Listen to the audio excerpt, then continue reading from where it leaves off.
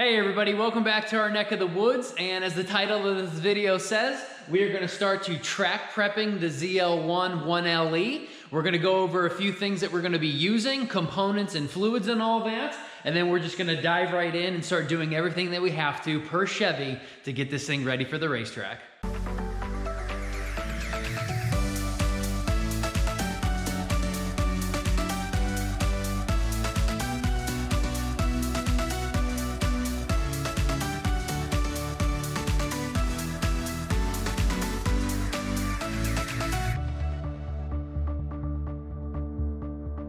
All right, so first things first, I finally went ahead and got a cabinet for the garage, and this is just to basically store all of the components that basically are flammable and could be detrimental if they caught on fire to the garage. So inside my little auto parts store, I started filling it up with everything that I'm gonna use and just everything that I just need to store. So for example, putting gasoline inside of a metal container is probably a smart idea.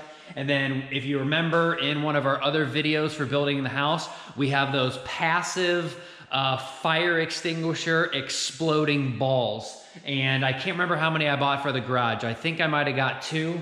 So I need to figure out if we need to install one of those exploding balls inside and outside. So obviously if anything catches on fire in here, that thing can explode and extinguish the fire. But obviously if a car catches on fire, we need to have one outside of here so it can explode and also extinguish that fire. So that's 2 things that we have to install once we get this wall painted and everything finished. And this cabinet is probably not gonna live right here. It'll probably be pushed down a little bit once we get these doors and windows out of the way. But let's just dive in here real quick and I'll tell you what I got going on and why I picked this stuff. So first off, for the Camaro, I've got every car in here, so don't worry about all of these. But for the Camaro, Chevy now recommends going with this 0W40. Now this 0W40 is an ESP formula. They've obviously just changed the formula and they also changed the viscosity.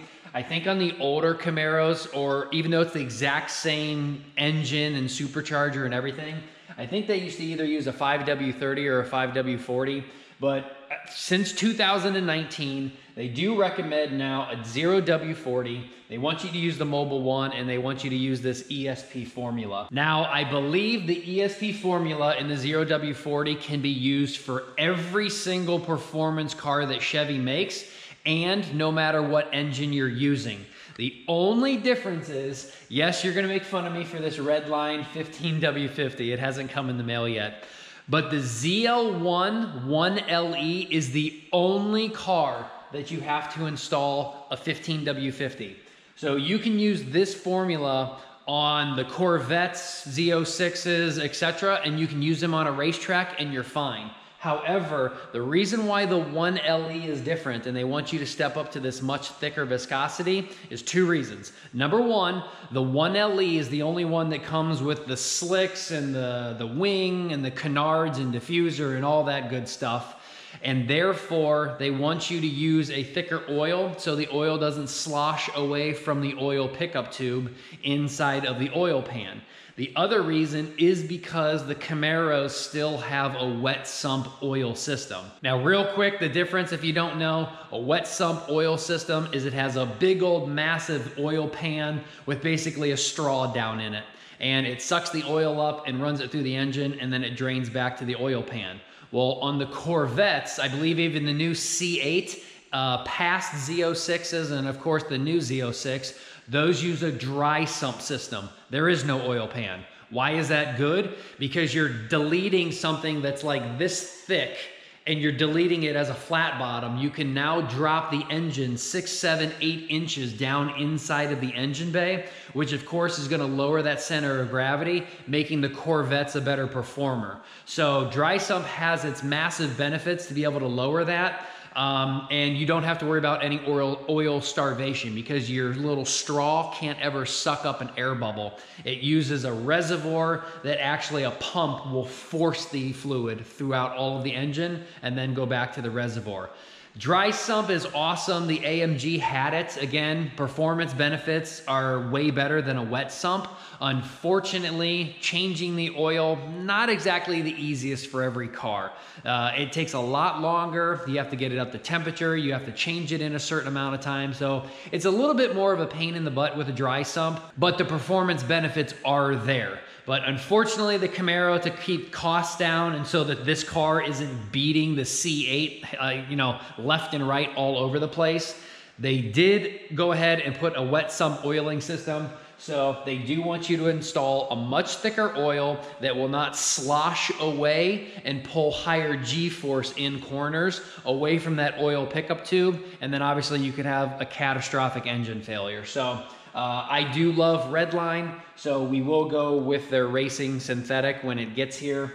And that is what they want you to install before you go to a track day. Now, the track day oil does have a time frame on it per Chevy. They say they want you to change it out every 4 hours. I don't know if that means you have to reinstall the 1550. I believe it means you have to go back to your regular oil, run that for a little bit of time, and then you can go back to doing that. I don't know how you're ever gonna go on a racetrack and be limited to just 4 hours and then go from this to this, back to this. That doesn't make sense to me, but there's something in the 1550s that is not in the ESP formula or even the dextrose 2 formula, or Dexos formula that they say running long periods of time could hurt something. So yeah, I don't know, again, how you're gonna change that out every 4 hours, but that is something that we have to do on the 1LE, and that is going to a thicker oil, and we'll get that done before an actual track day. But I am gonna use Redline, and for every other time frame, we're gonna go ahead and use what Chevy recommends. Now, next up on tracking and prepping the the ZL1, when we do our first oil change, we're almost at 500 miles. We also have to change out the differential fluid. And that is what Chevy recommends to go ahead and change. It is just the AcDelco brand that I think is in with partnership with Chevy. The part number is 104034 888-62624. And the reason why you're going with this oil, yes, Redline probably has something. I mean, everyone makes a 75 W90 and a GL5, but this differential fluid does have the limited slip friction modifier, and that is because this does have an electronic limited slip differential, and it needs that special modifier in there, or else you're going to hurt the differential and it's probably not going to work at all. So yes, again, we could have gone with something else, but even in the high performance manual, Chevy does say go ahead and use this. So is it the best of the best out there like Redline? Probably not, but I can't get in trouble if the rear differential explodes, because I did use exactly what they want you to use. Next fluid we have is the brake fluid, and I am just a tried, tested, and proved Mobil RBF 600. I know there's other fluids out there. Everyone uses their own special formula. Even with Mobil, there's 4 or 5 different types that they have. There's a 660, a 700, a 5.1, etc.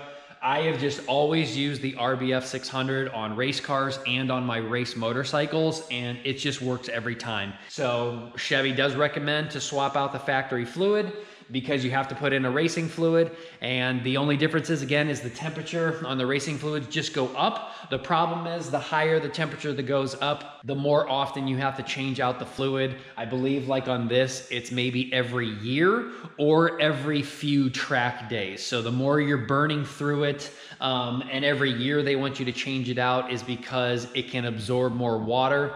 And that's just the nature of brake fluid. The more water you absorb, the lower your temperature gets, and then you can't perform as well. So I like to do this probably every 3 to 4 track days. Or again, when we swap out to this, you can do it every year, but you can run this in a street car. I don't care if you never see a racetrack. There is nothing wrong with this except for the price and the fact that you have to do it yearly. So that can build up for some people. But there is no danger using a .4 brake fluid if your car can use a .4 and run it pretty much year in, no matter what vehicle you actually use. And then the only other thing I don't have, because we have the automatic, Chevy says that both the automatic and the manual, and I didn't mention this in the last video, but both the automatic and the manual need their fluids changed every 15 hours of track use. So we don't have to change out this fluid at 500 miles or 1500 or 2500, but at 15 hours of track time, I guess I just have to keep a little note card. We have to go to Chevy, per Chevy, and have them swap out the automatic fluid, because it's not exactly easy as changing out a manual, which is the same procedure as pretty much a differential. You take out the fill bolt, you take out the drain bolt, you put the drain bolt back in, and then you fill it back up until it overflows. So manual transmission, extremely easy, but the automatic, we'll probably just take that to Chevy if we just, you know, think in our head and write down when we get 15 hours in, and we'll have them swap it out. But that is something that they do recommend. It's in the manual, and that is something that you have to do. And then last, filters. I think filters are just a preference for everybody. I like Purolator just because I've seen a lot of other oil filters broken down and cut in half, and I've seen a lot, the internal components are like made of cardboard, while the Purolators usually come with all steel components. So that's just my personal preference. This is the top of the line, the Boss. It does say 20,000 miles. I would never leave an oil filter on for 20,000 miles, but that is the top of the line. That is what I'm going to use. And yes, those are just for different cars up there, but we have spares for the Camaro and the truck, etc. So that is what I plan on running. So we've got our filters, we've got our oils, we've got our brake fluid, our differential, and then we'll just do the oil or the transmission filter and oil per Chevy. And then I think the only other thing is engine coolant, which I think engine coolant you're pretty much fine with for a lot of miles that we don't have to worry about, unless we are dealing with a lot of overheating issues, or if we actually race the car. Per race organizations, you cannot run engine coolant, because if you have a crash or a failure, engine coolant is more slippery because it probably is a petroleum-based product. They do not want that going on to the racetrack. So the only thing you can have in a race car or a race bike is 100% distilled water, and you can add a little bit of water wetter. So that is not something that we have to worry about here, just doing track days or time trials. But if you are out there, I would go ahead and probably make your car run a little bit more efficiently by getting rid of just normal coolant. I don't think it has as good of a temperature to cool your car down as distilled water and water wetter. And there's some other stuff out there like engine ice, etc. But there are better things out there than just traditional coolants. But that's something that we don't have to worry about, so we don't really need to go into it. And then just two other things to make my life a little bit simpler. We went ahead and got a brake bleeder. So this will be hooked up to an air compressor, and it just makes life 1,000 times easier, especially when you have pistons on each side of a caliper, as opposed to like Aaron's car over here. The front pistons or the front calipers are only a single piston. So there's only a piston on the inside, and then it's got this outside fork that basically is just pulled in. There's no piston that can actually push on the outside brake pad here. So that caliper is only gonna have one bleeder, but whenever you have performance calipers, you're gonna have bleeders on each side. So that's 8 total on cars like that. That is just a really big pain in the butt to bleed your brakes and not have something that's just super easy. It basically sucks the fluid out of the caliper, and it comes with a little extra bottle that you put inside of your brake fluid reservoir. And as you're back here sucking the fluid out, that bottle will drain a little bit of fluid into your reservoir, so you never run dry and you don't suck air through your lines. So it's just gonna make life 1,000 times easier just to hook that up, bleed them real quick, put in the racing fluid, and then every year or every few track days, we can just keep swapping out that RBF, and it'll just make life 1,000 times easier. And then I went ahead and got this sweet car cover. Have not put it on yet, but it is just the absolute softest material I've ever felt. We will use this for winter storage next year. And when we get the car all washed up and when we go to store it away, we'll have a car cover, so that way the cat sometimes has gotten out here and jumped on the AMG. That will keep it protected, plus all the dust and stuff while we're still under construction. And again, it's made to fit super tight. I'll show you a picture right there, as somebody already has one of those, and I'll tell you where I got it from. But yeah, definitely something that you need when you're talking about a winter storage of a car. All right, and that's all I got for you guys today. We are gonna wait on getting the SPL rear suspension, and that's what I decided to go with to change out all those arms in the back. I think SPL is just the top of the line suspension components. They are the most expensive. I am going up further than what I originally thought I was gonna use. They just have a way better anti-backout system so you don't lose your alignment. And what we're gonna go with is we're only gonna go with the rear toe arm and the upper control arm, or upper arm, I guess you could call it. And the reason why I'm not changing out the other ones is because I don't really think they're needed. The rear traction arm with the eccentric lockout bolt kit will lock out the toe so it can never move. And the upper control arm will now be our camber adjustment, because right now it's the lower spring perch where the spring is sitting on. That's where you get your camber adjustment, but we do not want to use those eccentric bolts. So if we get an upper control arm from SPL, that will now do the camber by pushing and pulling the top of the tire instead of the bottom tire. And it comes with an eccentric bolt lockout kit, so we can lock out that lower arm and we will not lose our settings anymore. So we do not have to worry about toe or camber moving. And there are other two arms from SPL. There's a trailing arm and a traction arm, but I don't think we need to spend the money and get those quite yet, because there's no eccentric bolts on them. There's nothing for them to move. Yes, they can bend and flex and all that stuff, but we're gonna try for at least right now just to go with the arms, just to get our alignment and our control. And then if we're noticing there's still too much wheel hop or movement back there, then we can start swapping out the trailing arm and the traction arm. But they're 100% not needed. If you want full adjustment on these, just go ahead and get the rear toe arm and get the upper, but make sure you get the eccentric lockouts with both of those so that you can lock out again your toe and you can lock out your lower camber arm. Hey everybody, so welcome back. It's a few days later. We have finally hit 500 miles on the 1LE. Took some time with the weather because we're going in and out of freezing cold rains and 70-degree days, and it's just crazy springtime here in Ohio like always. But we were able to get it done. We hit 500 miles. So I do want to say it is not actually time for an oil change. Chevy basically got rid of that 500-mile interval thing, and they went all the way up to like 7,500 miles. So that's in the older brochure or manual where they used to do the 5W30 oil. But now on this 0W40, they say it doesn't need done now. But we're gonna do it anyway because it is an engine that's gonna see the racetrack. I am not leaving all of those new metal shavings in my oil filter for 7,500 miles. That's just insane. So we're gonna get a brand new oil filter on here. We're gonna get a clean new oil in here, and we're just gonna do it properly the way that I've always done it, regardless of what Chevy says. It's not gonna hurt the engine to change it too soon, but we're gonna do, again, the engine oil tonight, the differential, and then hopefully this video turns into a whole, complete, 100% how to track ready the ZL1 1LE. So stay tuned, let's get started, and we got a lot to do tonight.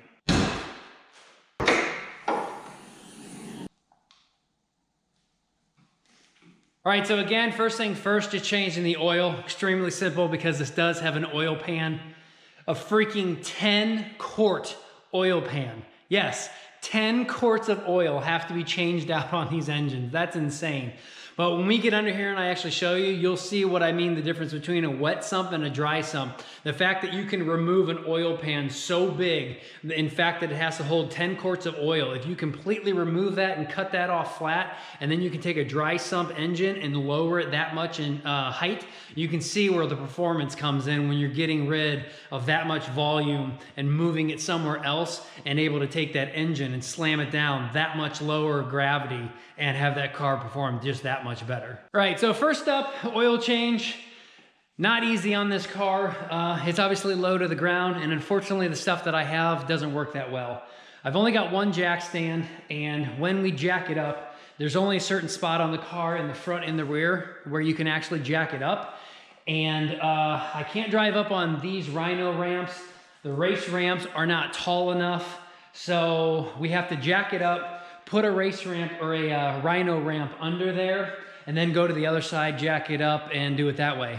Unfortunately, I do have a quick jack system. So if you guys have never seen this before, you just slide them under the car, jack it up, and it rocks it up like kind of like a scissor lift almost. But these are only 3,500 pounders. And even though I could maybe try to get away with trying to get up a 3,800 pound car with the 3,500 pound quick jacks, the problem is the jack points aren't long enough. So I'm assuming on the next step up for the 7,000 quick ramps, I think they're probably longer because again, this is a very short wheelbase from here to here, and we're about a foot shy on the Camaro. So if I tried to jack this up using that, I would be crushing the plastic underneath of these side skirts here, and there would be nothing to actually push up on. Those could probably work on another car if there was no lower rocker there or that side skirt, and you could see the pinch weld all the way down, but unfortunately those don't work. So we're gonna have to get a lift one day. That's probably the next project, that we get a real lift here in the garage so that we can just drive up, bring the whole lift up, and we'll be able to do easier oil changes and stuff like that. But if we go with a 4-post lift, we're probably still gonna have to upgrade to a bigger quick jack system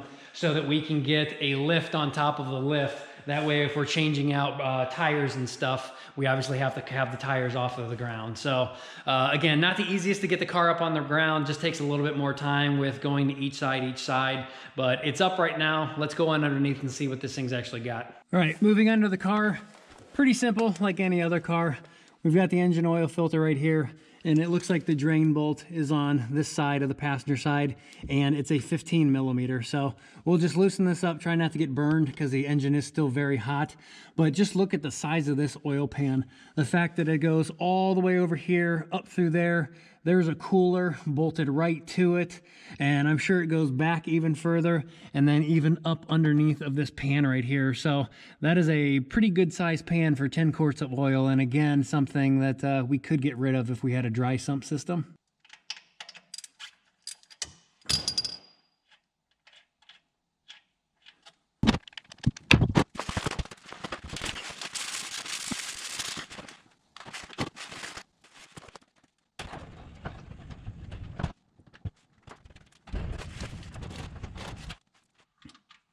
Now, call me lazy. I usually don't change every single time the rubber washer that is on these bolts. This does not get torqued down to anything tight at all.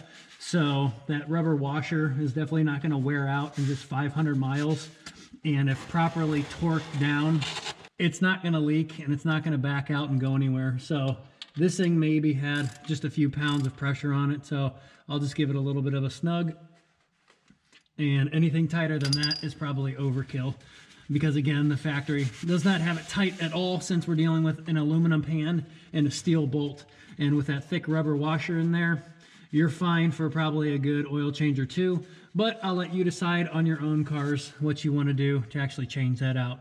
So now let's see if I've got a filter wrench or anything to get the factory oil filter off. We'll replace that, clean it up, and then we'll be good to go. All right, now one thing I always do on the oil filter, as long as the oil filter is in the up and down orientation like this, is to obviously go ahead and fill it up. There's no need to run the engine basically without oil for a few seconds while this fills up with oil, and then it starts to go out, and then you get air bubbles and stuff in your oil system. So it's just a smart idea. If you're in the up and down orientation, just go ahead and fill this thing up. It takes dang near like almost half of this.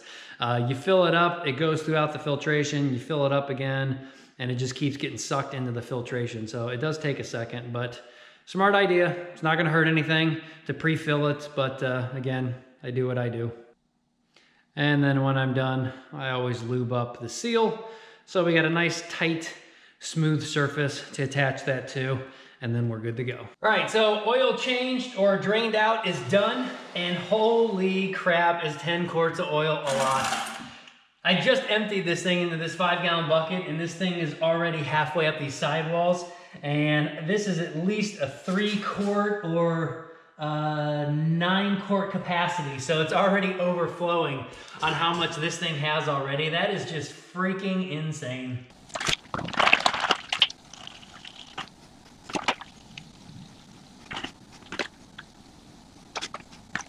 All right, so I just put the car back down on the ground so we have more of a level surface. And again, oil filters on, hand tight only, if I did not mention that before. Don't ever do anything with an oil filter more than hand tight. And we'll go ahead and now put 9 more of these bad boys in. Since we're back on the ground, we'll easily be able to check the dipstick on the other side, and then we'll be done with this part.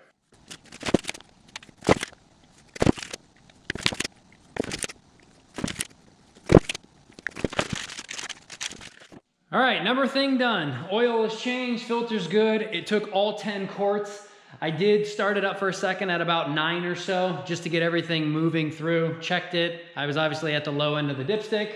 I did raise the back of the car up a little bit, so we're flat. The garage does have a decent taper to it, so I put the jack under the rear diff and jacked it up a little bit. So again, we're sitting completely parallel to the ground. Checked it again. Now the oil is good. So step number 2 in track prepping. Let's go ahead and get the car back up, and let's go ahead and put on those front NACA ducts and see just how many of those lower splitter pieces they actually want me to remove and retain. All right, so the directions say on this front black noise reducer, it's called, there's 4 bolts here and 1 plastic pin that we need to remove. Looks like they're 10 millimeter, so simple. We'll just knock these out and take out this push connector, and then we'll see what step 2 says.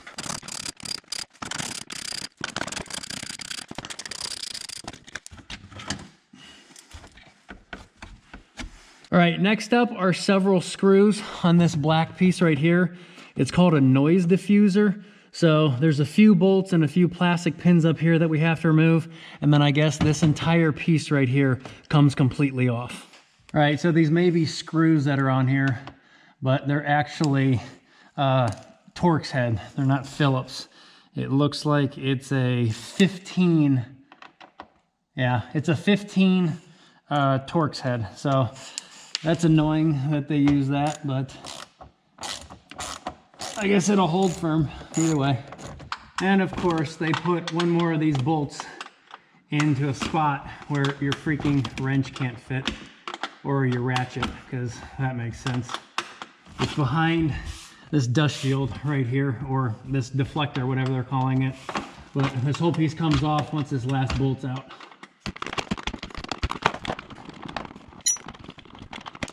All right, so this is what we just did. Here on this front piece right here, facing the front of the car, we just removed those 4 bolts in that clip right there.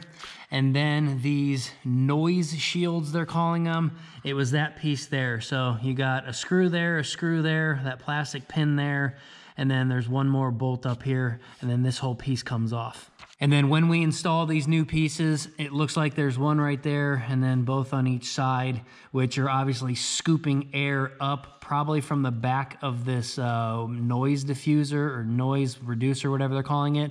It looks like it'll get channeled up through that duct and actually get up in here beyond this metal brace here and start throwing up air either behind the motor or in front of the transmission, etc., to whatever it's trying to cool. And I was mistaken. These have nothing to do with brake ducts. If we actually go under the car here, you can actually see that the brake ducts are already installed, which is what this guy is right here. So this big hollow vent right here is coming from that front bumper, and it's shooting all of the air out here and getting it all over the back of the rotor up in here. And as I already said, there's no dust shield back in there. That is the back of the rotor right there. So all of that air is already shooting in here, plus the back of this huge vent right here, probably for that front radiator on one of those 11 coolers that we have. It's bringing all that and pushing it out here. So I don't think we actually remove anything, because this wind deflector right here, kind of this air channel here and this air channel here, I think they both stay. So it shoots air back here against that tire. And then I will have to research more to see if this little front chin spoiler either stays on or comes off. When we lower the car, this is definitely going to catch on my trailer, but as you can see, it's made of a piece of rubber, not plastic. So I don't know, again, if we leave this on or take it off, but I don't know. If you look right here, it does bring the air against here and then flows it into this channel going back there. So we may actually have to leave all of these on, especially because, again, the brake coolers are already in there. We just need to add these 2 little wind deflectors here, which again is this guy here, and then there is like a mini shield that gets put back on each side. And I think that's because we're moving that huge piece right there. And here's what this piece looks like out of the box. So as you can see, it's gonna scoop up a lot of the air there, and it's gonna completely turn it to whatever that's blowing in on. So once I get this oriented underneath of the car there, I'll actually see what all of that freaking air is actually getting channeled and blowing at. Well, your guys' guess is as good as mine. Once we put this thing in here, it's gonna shoot all of the air over whatever that electronic pump is, kind of underneath of the motor, and then I guess as the air gets funneled back in through there, whatever it's trying to cool. But it's actually not facing really anything. Yeah, I mean, you've got your front sway bar there, the front of the steering rack, but all of that air is going to be shooting right at that electronic, at least on the driver's side.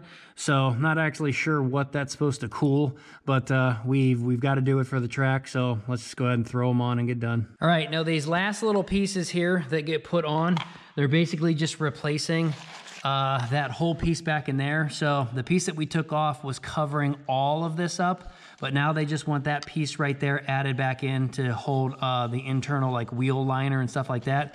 But Chevy, you guys got your parts labeled wrong. The piece right here that we went here was labeled left side, so left-hand drive. But this piece right here that is labeled right-hand drive, like that RH right there, this actually is going on the driver's side. That's the only orientation that this will fit in.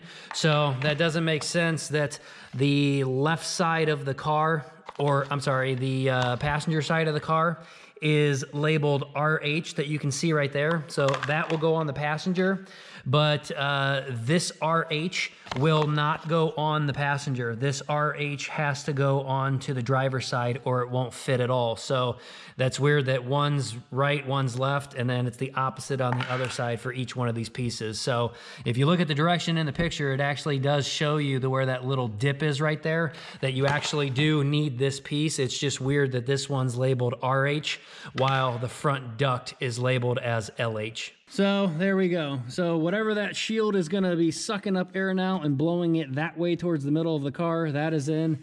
And again, the inappropriately labeled left-hand, right-hand plastic piece is in. And again, like I said, it can only fit in one orientation because it's cut out for this carpet wheel liner, that a bolt goes there, that new push pin is right there, and then that screw back there is there. So there's only one way, left-hand or right-hand, that those can go on. So again, we removed this whole big, massive noise piece that they're calling it, and we put that in there. The only thing it looks like it's gonna be harmful possibly driving on the street is the fact that this piece, while up in here, was kind of protecting your boot there and your control arm, and now with this piece removed, all of this is exposed. So you're definitely going to be able to kick up rocks and stuff and get them more up, thrown up into here and into here. But for a regular car, not too many miles driven on the street, I'm sure that will be fine. So let's move over to the other side, remove that one right there. We'll install the other one and then we'll be done down here.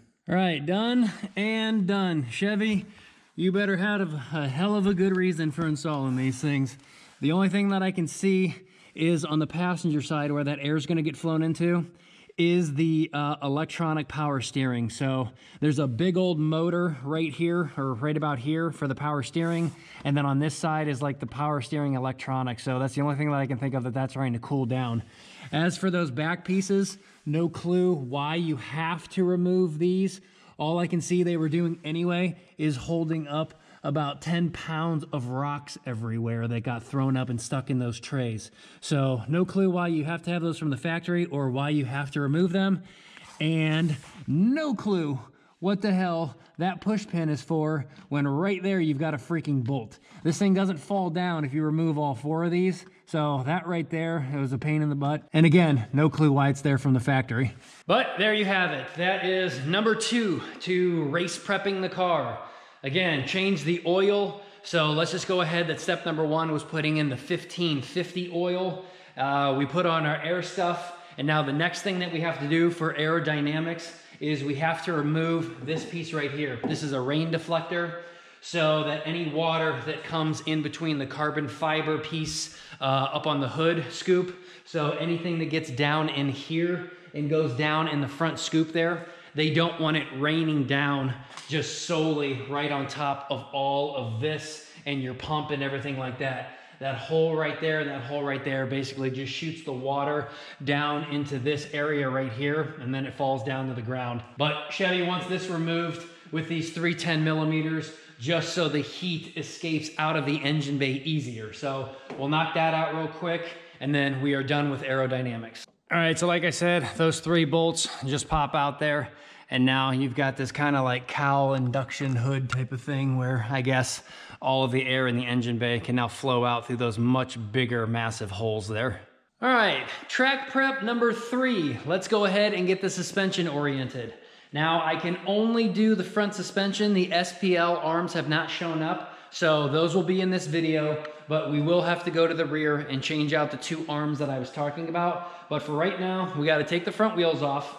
We gotta get this dowel pin out right here, this golden dowel pin, and I believe it's an Allen head bolt on the bottom of that, and that just pops out. And then we loosen up these 3 bolts right here, and we are going to spin this so that the track camber is written on the outside here. So we'll rotate this until we see track camber on each side. And again, it's on the outside of the car. So don't try and put it on the inside over here, which I have seen someone on the forums do. They actually just bought the car and they're like, I don't think this is right.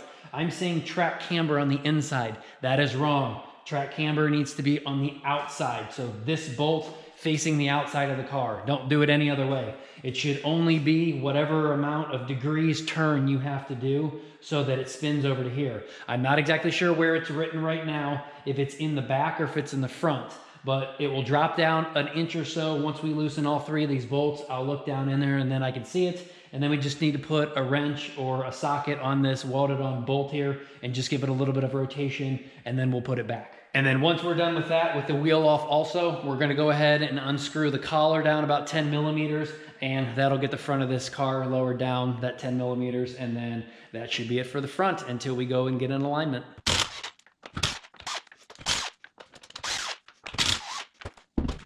Oh boy, look at that size, 305 in the front. Holy crap. Now, while I'm doing this and figuring it out, there is something that I want to say. One other piece of track prep that we have to do that we haven't done yet, and I'm actually going to wait on, is I don't care what you drive. I don't care if it's a Kia Soul or a Dodge Neon and you're never going to see a racetrack ever. You have to break in your brake pads to your rotors. It's called a bedding in process. It's basically a process where you're going X amount of speed, you slam on the brakes, you don't engage ABS, but you slow down to like 10 miles an hour. You immediately shoot all the way back up to about 60, slam on them again, and you do that several times. It actually says in the Chevy manual, they want you to do 60, 15, 60, 15, 60, 15. They want you to do that about 23 times. Basically, they want this rotor to glow so that you're actually starting to embed some of the brake pad into the surface of the rotor. That will give you better initial bite when you're on a track. Now, 60, 15, 23 times is a little ridiculous. We're going to swap out the brake pads and actually go with a racing brake pad, which those procedures are about 60-10, 60-10, and you're gonna do that about 10 times, and then you're gonna do it again up to about 80 miles an hour, 80-10, 80-10, 80-10, and you're gonna do that until these rotors get so orange hot that you initiate brake fade and you can no longer stop. That's when you know you've got these hot enough and you've actually embedded them in. Now, I can't believe Chevy says to do 60-15, 60-15, 23 times on the street, because if a cop sees you do that, you're gonna get a reckless off ticket, or they're gonna pull you over and be like, what the hell are you doing? When really you're saying, I'm only doing what Chevy told me to do. And 80-10, 80-10 for racing brake pads, there's not a lot of places that you can do that actually on the street and not get in trouble. In fact, you can't even do 80 on the highway anywhere in Ohio. 70 is our max.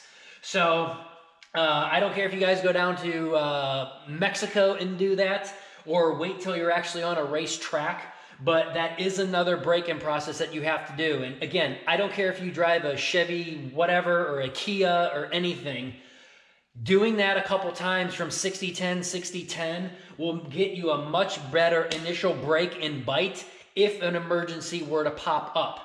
And two ways, again, that you can know the process is done. Number one, when you're doing your high-speed brakings, whether it's the 60 to the 15 or the 80 to the 10, you no longer will be able to stop. The second way is right now you can see these rotors are very mirror-like, shiny metal. That is the wrong color. You broke these in when those rotors, when you get home, are basically blue and purple. That tells you you got these things so hot that you were getting them hot enough to embed the material into the rotor. That's how you know you're done. But make sure when you're done with the process, you do not touch the brakes for about 10 miles per Chevy or about 10 minutes or so driving on the street. Just find a highway, get on it, and go drive. Let everything completely cool off before you come back home or park it or you hit a red light or stop sign or anything like that. You do not want to re-engage the brake pads once you've finished your heating process. Just go cruise on a long cruise until you know these are cooled down. And again, when you get home, you will see that massive color change. You will know you're done and that you are ready for a track. And you do have to do that every time you put in a new set of pads. Not the same compound, but if you're going from a racing pad back to a street pad, back to a racing pad, etc., you have to do that process to put that material into the surface of that rotor.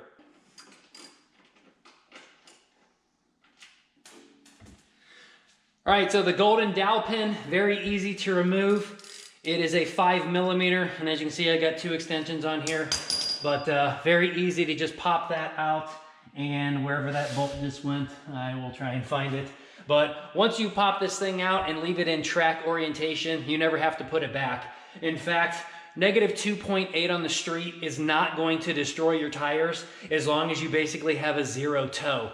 Toe is what kills tires, not camber. Yes, you are putting more weight on that inside wall, but as long as that tire is going down the street straight as an arrow, you're not going to be abruptly rubbing those tires inward like this if you have your toe messed up. So if your toe's driving straight, you'll be fine. They will wear out maybe a little bit quicker, but absolutely nothing to worry about on the street running up to negative 2.8. I did it for miles on the 370Z and never had a problem. All right, hopefully this is easy enough with one person. Looks like we got a 13mm on these. And it looks like the big nut is an 18. So like I said, this will drop a little bit once all of these bolts here come out. Wow, those are like on with absolutely no torque at all. You guys see that? I didn't have to turn this thing at all to make these, to loosen this one up. But yeah, hopefully this is easy to do, one person and one-handed. And hopefully you can get it to hold up a little bit. Or we're gonna have to use another jack to pull this back up to get these bolts started. And so far we haven't dropped at all. That's a little scary. We didn't really drop at all, and the suspension is unloaded and off the ground. So maybe it'll fall once I turn it. I'm gonna go ahead and try clockwise and see what happens, or we may have to push this down a little bit. It's a little bit stuck, I think. All right, that got it. That was my mistake. This front sway bar is obviously doing its job. That was on a tire ramp, and this one was off the ground, but that sway bar was locking everything up. So now both of the front tires are off of the ground, and now we dropped a good inch or so down in here. So this should be really easy now, just to rotate that plate. Again, track camber out to this side, and then we'll see if we can lower the car back onto the ground, or if the bolts are high enough that we'll be able to get them started. And they are. They're high enough on this side. So we'll put one back in, and track camber now into the correct orientation, and see if we can get these two started. And that is one more thing done.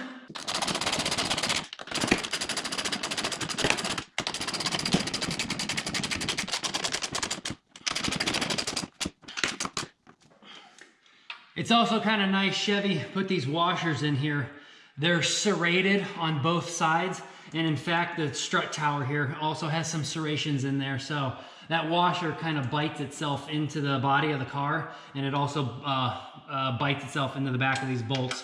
So that's probably why these do not have to be absolutely tight at all, because that washer is basically stopping it from backing it out. So there you go, track camber. We are done over on this side. Put the wheel back on, and one more thing, good to go. All right, once I get this thing back on the ground, the torque spec on these is 140 foot-pounds, so quite a lot. So we'll get the torque wrench out for that. And then the brake pads, we'll wait until we get the racing brake pads, and then we will put those in, and we'll do a full bleed. Because again, in the owner's manual, it says you need to use a 590 or greater dry temperature.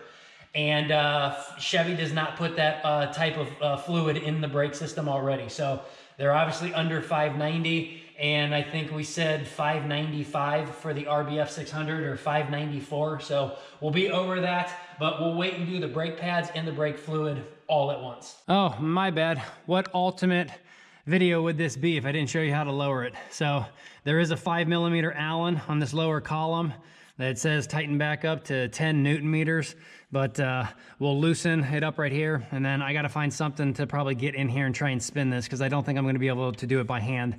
Don't exactly know how I'll get it even on each side and get that exact 10mm. I don't think this thing's gonna bottom out and stop when you get to the last one, but we'll give it a shot and see what happens when you actually spin this collar down. All right, so it's definitely a pain. They didn't give you a spanner wrench to do this, so I just have this 5.5mm Allen that's able to fit in each one of the holes. That gives me a little bit of leverage. And then I am having to do this basically with both hands. It is doable.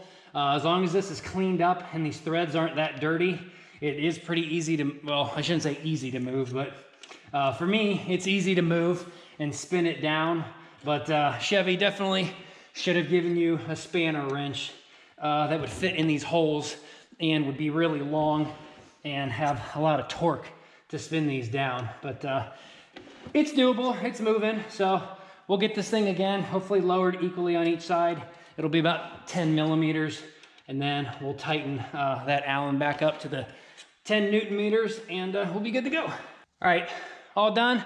I don't know if they actually do bottom out, but I got the bottom of the gold equal to almost 100% bottom of the last thread on the bottom of the blue shock. So yeah, probably could, again, go down a little bit more, but we don't have to go extreme on the rake.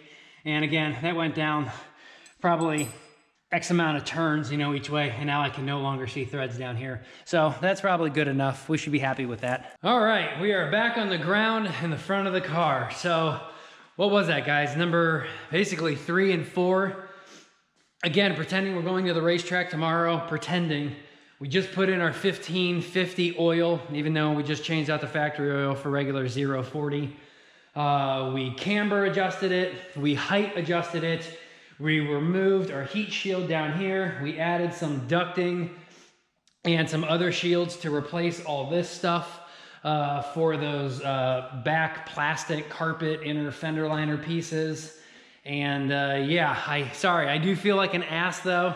I did not give you guys before and after pictures, but holy crap. If you can see the way that tire looks now, which it looks like it's even right about there, the top of that tire is now basically up in the wheel arch, or I mean almost 100% dead even. And before, again, I'm sorry I didn't do this, but before that tire was freaking out to here. I mean, it looked like a good 3/4 to an inch of the round part of that tire was past that fender wall now. And now with that -2.8, it's completely sucked in. And I feel like a bigger ass because I didn't get a measurement in here, but we also haven't driven on the street yet and had the suspension bounce up and down. But I don't know how many fingers were in here. There's over 2 right now, maybe 2 1/4. So there was probably closer to 3 in the front. I know the back had about 2 1/2.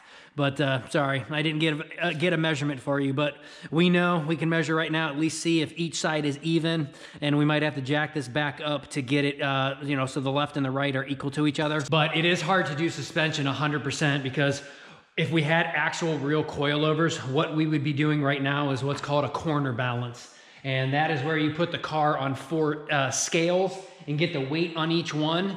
And then you, the driver, have to sit in the seat, or you need to put like 160 pounds of sandbags in the driver's seat.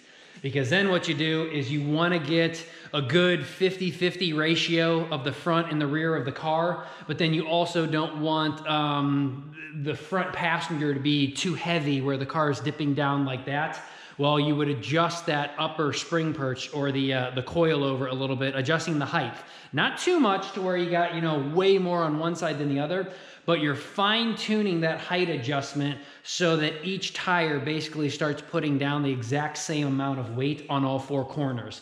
And that, again, if you want a 50-50 balance. Maybe you want a 55 front and a 45 rear. It just depends on what your setup is. But unfortunately, we can't really do a corner balance because all we have is the front adjustable, but it is what it is. But at least for right now, we're done with at least 3 and 4 steps. So again, there'll be brake pads, brake fluid, and brake bedding in later. Once I get all 3 of those things here, we've already got the fluid, but we need the brake pads here. And then again will be the rear camber once I get the control arms. But for right now, tonight, I think the only other thing that we can do is change out the diff fluid, and then maybe at some time before an actual first track day, we'll go ahead and change out the transmission fluid, just because the transmission fluid right now is in break-in process, and by the time summer hits, we'll probably be at 2,000 to 3,000 miles.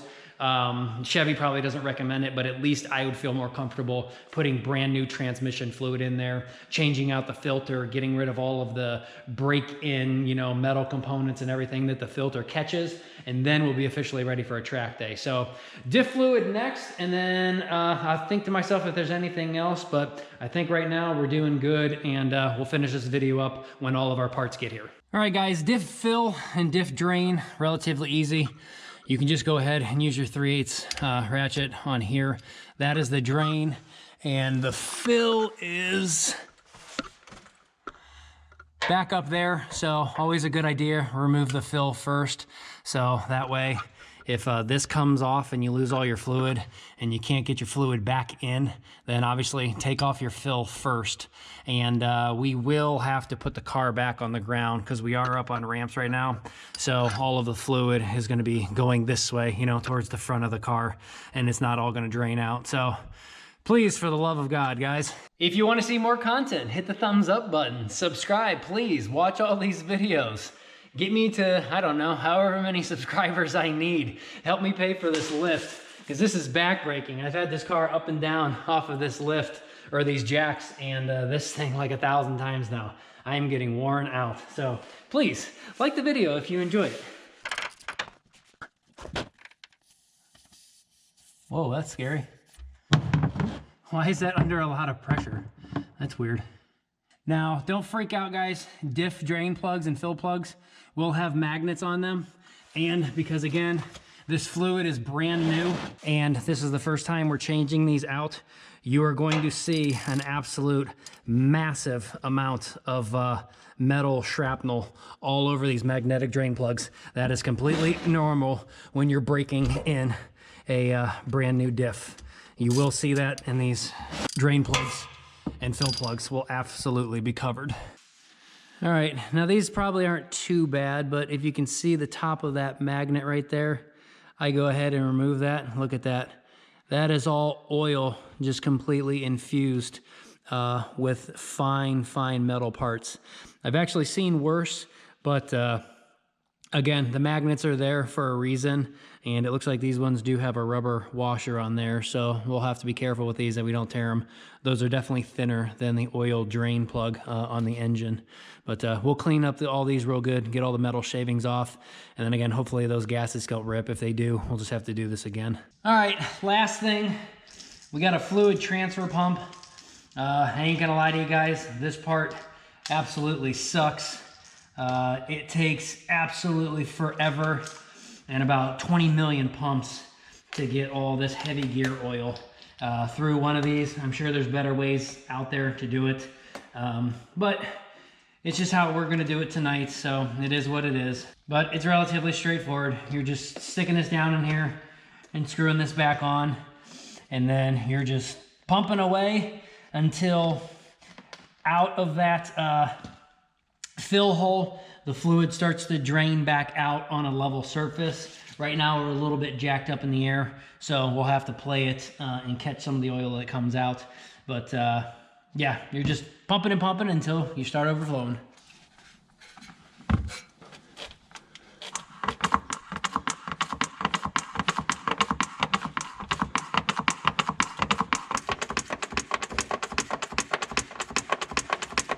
All right, that appears to be one bottle, and I think the total is only 1.4, so not a lot of fluid goes back in.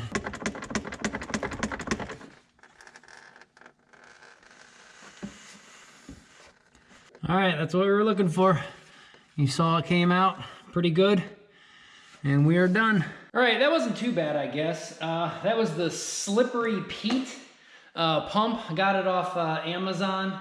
It had good suction, so there was no loss. Every time you pumped, the air didn't go back down in, and it all went up and out into that. So 1.4 liters or quarts, I think. That was very easy to do. Wasn't as many pumps as I thought, but you saw it drain back out real quickly. So differentials changed out with brand new fluid at 500 miles. We got the oil, and I'm just trying to think of anything else to do. Off the top of my head, the only thing that I can think of, one more thing ready for track prepping, which that puts us at what, number 6 right now, is cold tire pressure needs to start out at 28 PSI. So when you get to the racetrack the night before or that morning, if you trailer it, make sure your pressure, or before you leave home, if you are gonna drive there, you do not want the factory tire pressure, which I believe it says 32 PSI, both front and rear. So they want you to lower it to 28 and 28.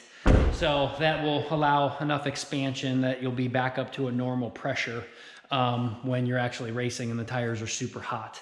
So yeah, oh, and by the way, that is one more cool thing. In the infotainment center, this car not only has tire pressure, of course, like every car does in this day and age, but it also has a tire heat sensor. So we'll know that the tires go from cold, cool, normal, and then hot.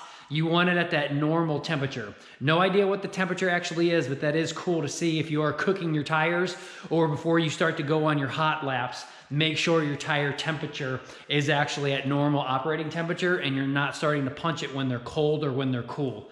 You still need to check them when you come into the pits, especially when you got that negative camber. You do want to make sure that the inside of the tire isn't overheating and roasting and the outside of the tire is just way colder. You still need a laser heat gun like I have over here. So you still want one of these guys to actually laser and see what the tire temperature actually is. And my wall is 61 degrees and it's 59.9. So pretty accurate, close to other sensors.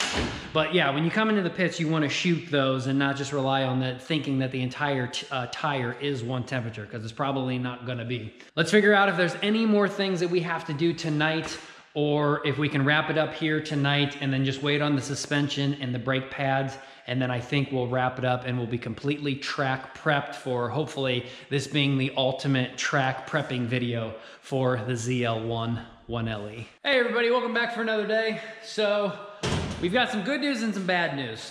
Bad news is I think all of our parts are on back order, at least one of the braces and the brake pads. So we're trying to search for different manufacturers or suppliers that might actually have them in stock. So unfortunately in this video, it's not a bad thing. We're just not gonna be able to put the brake pads on. We're not gonna be able to bed them in. We're not gonna be able to change the fluid, and we're not gonna be able to change the rear arms out. But not a big deal. We'll change it out in a future video so we can do a how-to kind of on all of that. And then we'll just deal with it when it comes. The good news, however, is I did go ahead and pick up this car's first aftermarket part. So let me set the camera up and let me unbox it and show you what we got going on.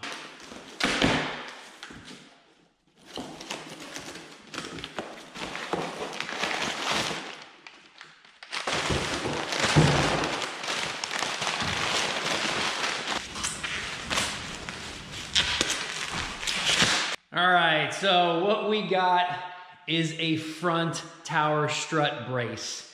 Now, is a front tower strut brace needed? I have no idea, but at least it'll give the engine some nice kind of bling and kind of little upgrade here. It is stainless steel. It feels hollow, but it is pretty heavy. So it should do a job to stiffen it up. Again, I don't know if it's needed on this car. Obviously, it didn't come factory from Chevy with it on it. But again, that could be for a few reasons. They wanted to keep weight down. They wanted to keep cost down. They didn't want this thing killing the Corvette. So there could be a whole bunch of reasons to why. But on the 370Z, it did have one factory. The only difference is it tied each one of the strut towers together, and then it angled back and went to a center point in the middle of the firewall. So basically it made a triangle. So this, with the flexibility right here and the fact that it is only a bar that goes all the way across and doesn't form a triangle, it's probably not going to be as strong as the Nissan 370s.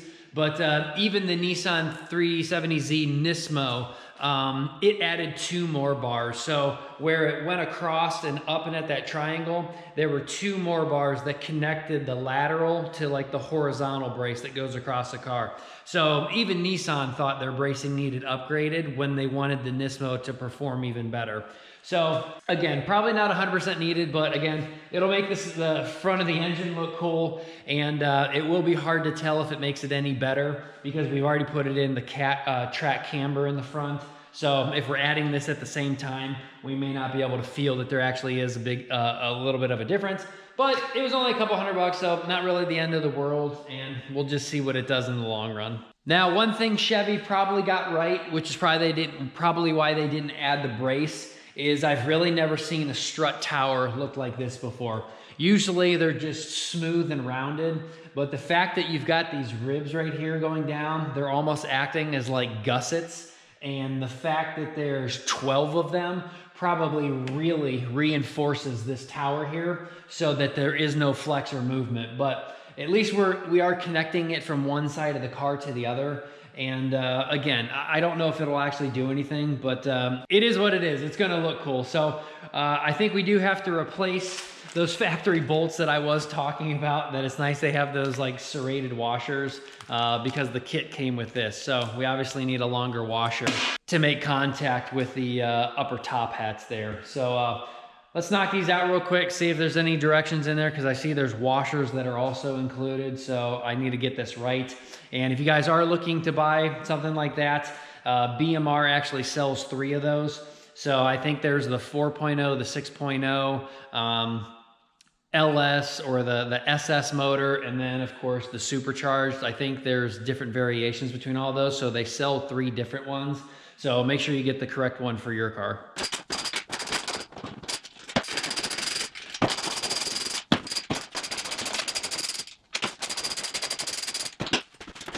All right, so it does come with longer bolts because you have to put a spacer in here because of the gussets on the tower. So it's not sitting completely on top of the entire strut tower. It's basically gonna be sitting on top of these ridges or on top of these washers. So it does need pushed up a little bit. So you do obviously need a longer bolt than what's factory.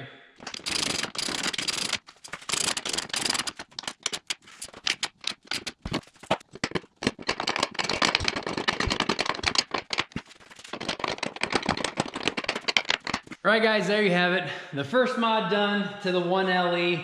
Again, will it do anything? I don't know, but it's pretty freaking stout. That is a very thick stainless steel bar. It does feel hollow. It's obviously not solid, but the mounts seem good. There was a little bit of an issue to get this one to kind of bend into the bar. The mount, I think, was a little bit too pinched together. So, and then these bolt holes weren't lining up. I kind of had to get my rubber mallet and hit right here to push it that way, just a couple millimeters so the bolts would go down in. But that literally took like 5 minutes to install, and makes the engine look a little bit prettier. So next upgrade, obviously, again, will be the rear suspension. Maybe we'll talk about a cold air intake so we can hear that supercharger just a little bit louder. And it is supposed to add a little bit of horsepower even without a tune. And I believe most of the aftermarket cold air intakes, except for some that are called like the big gulps, where they go up to like 5 inches or something.